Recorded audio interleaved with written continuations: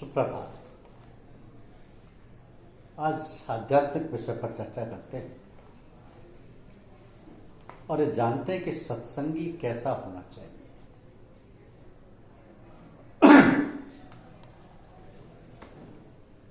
देखिए, ये उस समय की बात है जब हमारे परम पूज्य पूर्ण धनी महात्मा श्री रामचंद्र जी महाराज फतेहगढ़ वालों से कुछ सत्संगी लोगों ने प्रार्थना की थी कि हम लोगों की सत्संगियों की एक पोशाक या ड्रेस होनी चाहिए जिसे जहां भी कोई मिले तो पहचान ले कि सत्संगी है। तो महात्मा जी ने बड़े ही सरल ढंग से उत्तर दिया था कि ऐसी किसी प्रकार की ड्रेस या पहनावे की आवश्यकता नहीं है। हम लोगों का, सत्संगियों का व्यवहार, आचार और विचार ऐसा होना चाहिए जिसे देखकर ये समझ लिया जाए कि ये सत्संगी और आपस में बड़े प्रेम और आदर सत्कार से मिलते जुलते हैं। इस प्रकार श्री महात्मा जी ने बतलाया और समझाया कि सत्संगी कैसा होना चाहिए। तो जो सत का संग करता है वो है सत्संगी। सत क्या है? सत माने है जो सदा सर्वदा एक रस रहता है, जिसमें कभी कोई परिवर्तन नहीं होता, जो सदा से है और सदा रहेगा, जिसकी सत्ता से समस्त जीवन का अस्तित्व है, जो अजर है, अमर है, अविनाशी है। तो ऐसा सत्संग कहाँ मिलेगा? ऐसा सत्संग दुर्लभ अवश्य है, किंतु जो खोजी है और जिन्हें जिज्ञासा है, जो चाहते हैं कि हम उस सत्ता को, उस प्रभु को, परमपिता परमेश्वर को प्राप्त करें, उसके निकट पहुंचे, तो ऐसे महात्मा संत जन खोजने से मिल जाते हैं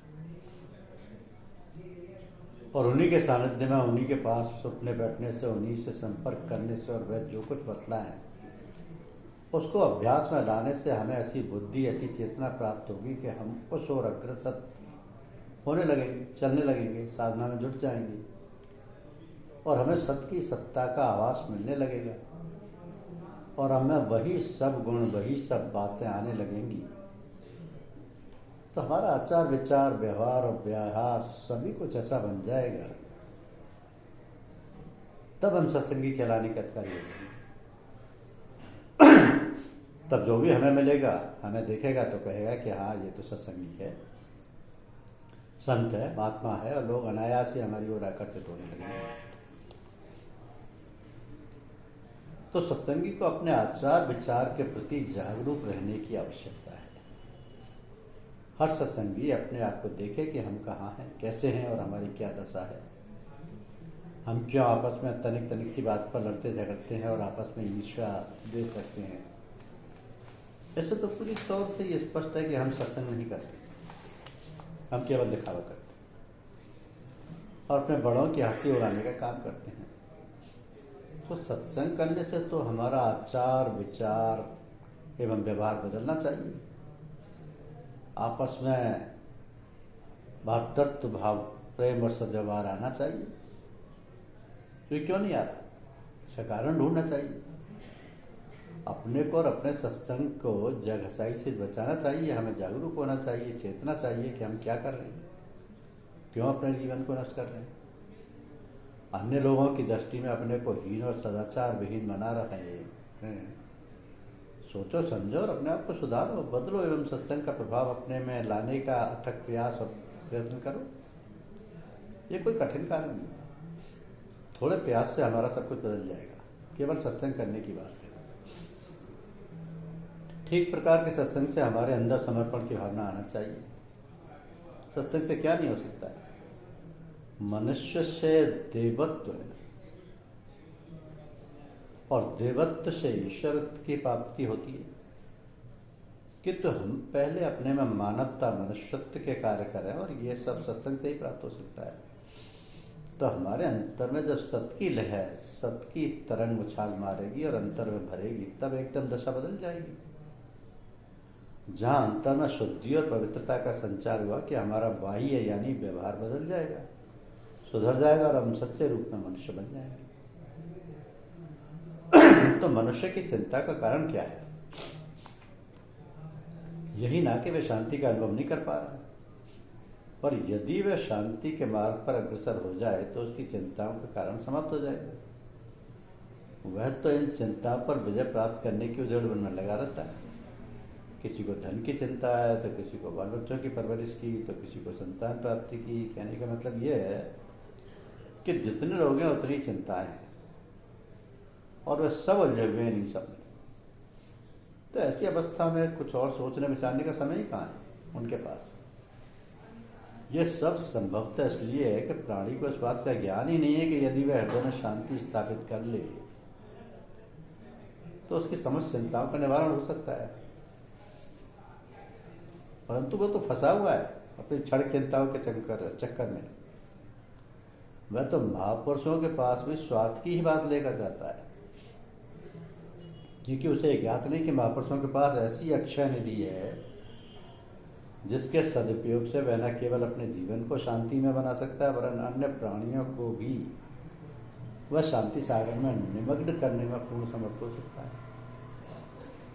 इसलिए महापुरुषों के सामीप्य में रहने का लाभ अवश्य उठाना चाहिए ताकि अंतर्मन की व्यथा दूर हो सके और संसार के झंझावतों व तूफानों से मन को शांति मिल सके। तो खूब लग लिपट कर जितने भी आचार्य लोग हैं और जिनका जिससे संबंध है, हमको ब्रह्म विद्या की कमाई कर लेनी चाहिए। जैसे बने वैसे उनका सानिध्य अधिक से अधिक प्राप्त करने की चेष्टा करते रहे। अपना लक्ष्य हर समय अपने सामने रखें ताकि सांसारिक प्रलोभन आपको प्रभु की ओर से विमुख ना कर दें, क्योंकि सांसारिक झंझावत बड़ा ही विकट है। पद पद पर मोहनी रूप लिए हुए माया अपना जाल बिछाए हुए है। तो किसी समय भी अपने आप को अकेला ना रखें, सदा सर्वदा प्रभु को गुरुदेव को अपने साथ रखें, हृदय में बसाए रहें, साथ में किए रहें, जैसे बने वैसे उनका स्मरण बनाए रखें। हमारा कहने का मकसद ये है कि आपको समय मिला है, ऐसे महापुरुष मिले हैं जिनसे समर्पण पूर्वक जैसे बने वैसे विद्या, अमृत विद्या, ब्रह्म विद्या सीख लो, हृदयंगम कर लो। फिर क्या मालूम किस वक्त यह दम निकल जाए, क्या ठिकाना। कि उनकी आंखों की जियारत को इबादत समझो। जिसने आका को मेरे एक बार देखा है, उनकी आंखों की जियारत को इबादत समझो। जिसने आका को मेरे एक बार देखा है, जियारत कहते हैं दर्शन करने को, मिलने को, आका कहते हैं मालिक को। तो जो भी संत महात्मा हैं जिन्होंने ईश्वर का साक्षात कर लिया है, जो मालिक की याद में मस्त और सराबोर रहते हैं, ऐसे महापुरुषों के दर्शन से मनुष्य के अंतर में जो प्रेम और प्रभाव उत्पन्न होते हैं, उनके दर्शन मात्र से उनको एक नज़र देखने से ही देखने वाले के अंतर में मन में वही प्रभाव, वही असर, वही नशा, वही उमंग तरंग उठने लगती है। तो परमपिता परमात्मा की पूजा, प्रार्थना और अर्चना से जो फल मिलता है वही फल, बल्कि उससे भी कई गुना अधिक प्रभाव व असर ऐसे महापुरुषों के दर्शन से मिलता है। तो जो पथिक विनयावनत हैं, पूर्ण रूपेण समर्पित हैं, अपने को दीनहीन और आश्रित मानते हैं, उनका पथ निरापद और सुखकर, आनंददायक और सुगम रहता है, क्योंकि उन्हें अपने सामर्थ्य और संबल का भरोसा नहीं रहता है। उन्हें तो बालक की भांति उसी प्रभु का, उसी पथ प्रदर्शक का जिसका उन्होंने हाथ पकड़ा है, उसी का आसरा, भरोसा और सहारा रहता है। तो फिर क्या कहना है, मार्ग सरल, सुखदायक और मनमोहक होता जाता है और उसे भान ही नहीं होता किसी प्रकार के भय का या भय की आशंका का, और वह अपने लक्ष्य पर पहुंच जाता है। तो साधन हेतु प्रतिदिन हमें एक समय नियत कर लेना चाहिए, और यदि हो सके तो घर में एक स्थान खास तौर पर पूजा के लिए ही रखना चाहिए। उस जगह हम केवल पूजा करने के लिए बैठें, पूजा के लिए हमारा जो भी आसन हो उस पर कोई दूसरा न बैठे। तो इस प्रकार उस स्थान पर ऐसा प्रभाव हो जाएगा कि हम वहां पहुंचे नहीं कि हमारा मन शांत और एकाग्र हो जाएगा। हमारा मन शांत और एकाग्र हो जाएगा। तो इसलिए सत्संग को चिंता से दूर रखें, अपने गुरु के प्रति समर्पित रहें, गुरु के बताए हुए रास्ते पर चलें, गुरु से लग लिपट करके ये आध्यात्म विद्या सीख लें, ये अमृत विद्या या ब्रह्म विद्या हृदयंगम कर लो, क्योंकि समय कम है, हमें नहीं मालूम कब जीवन छूट जाए। तो जो साधक विनयावनत हैं, पूर्ण रूप में समर्पित हैं, अपने को दीनहीन और आश्रित मानते हैं, उनका पथ निरापद और सुखकर आनंददायक और सुलभ रहता है, क्योंकि उन्हें अपने सामर्थ्य और संबल का भरोसा नहीं रहता है। उन्हें तो बालक की भांति उसी प्रभु का, उसी पथ प्रदर्शक का जिसका उन्होंने हाथ पकड़ा है, उसी का आसरा, भरोसा और सहारा रहता है। मार्ग सरल, सुखदायक और मनमोहक होता जाता है।